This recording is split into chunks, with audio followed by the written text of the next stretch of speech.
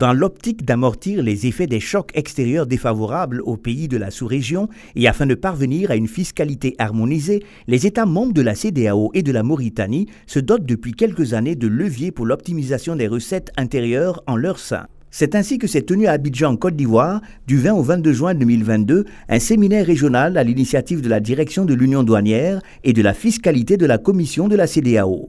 L'objectif de ce séminaire était de présenter le rapport sur l'évaluation des incitations fiscales en Afrique de l'Ouest et de définir un système fiscal de référence en matière de TVA.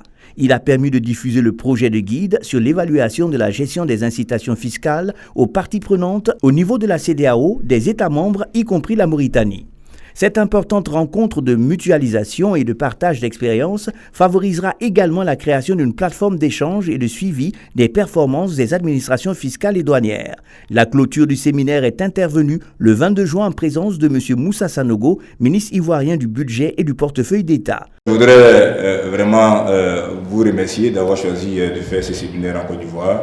Saluer également la qualité des travaux que vous avez menés. Souhaiter longue vie donc à la commission de la CEDEAO, en particulier dans ces différents travaux qu'elle est en train de mener pour assurer l'harmonisation fiscale dans nos zones. Pour rappel, le PATF bénéficie du soutien financier de l'Union européenne. Disons que le programme suit son cours depuis 2020 et c'est déjà une pleine satisfaction. Les travaux qui ont eu lieu ici, grâce à l'implication de tous les acteurs ici et tous les représentants des États membres, tout cela nous a permis de disposer d'un guide d'évaluation des dépenses fiscales et des outils, notamment une matrice pour évaluer les dépenses fiscales de manière générale, et puis une matrice régionale qui permettra de suivre la situation des entreprises qui bénéficient de dérogations fiscales et douanières. Il est très important de voir, lorsque nous allons réduire bien sûr les barrières douanières pour favoriser plus d'échanges intra-régionaux, comment nous n'affectons pas trop négativement la mobilisation des recettes fiscales. Et alors, quelle serait la TVA optimale pour qu'il y ait, je dirais, une résilience dans la mobilisation des recettes fiscales et en même temps favoriser cette coopération, favoriser ce commerce intra-régional qui soit des plus dynamiques possibles. Nous, en tant que parlementaires, c'est un sujet qui nous préoccupe parce que tout ce qui concerne l'exonération dans les différents domaines du commerce touche directement à notre économie.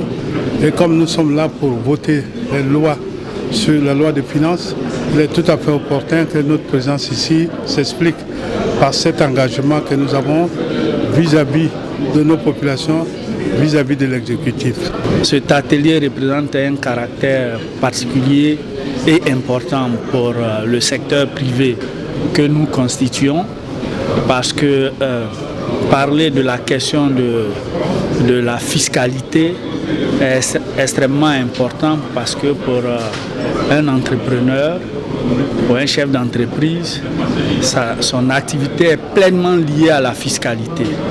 Donc, mieux comprendre la fiscalité, être impliqué dans les décisions ou dans les propositions de la fiscalité, c'est arranger au fait l'opérateur économique, le chef d'entreprise, comme je le disais tantôt.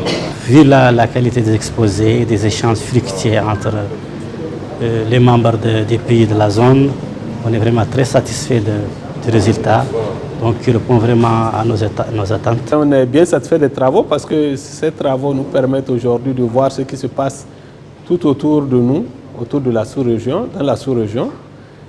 Et c'est effectivement le moment pour l'ensemble des États de se conformer et d'aller justement vers une transition fiscale.